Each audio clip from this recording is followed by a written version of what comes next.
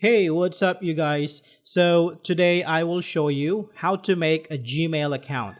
So, this is going to be easy and straightforward, so let's have it.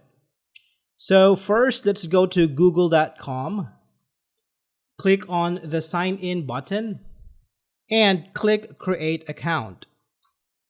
Now, you will have three options here, but for this video, let's choose for personal use. Now, type in your first name and last name and create a username.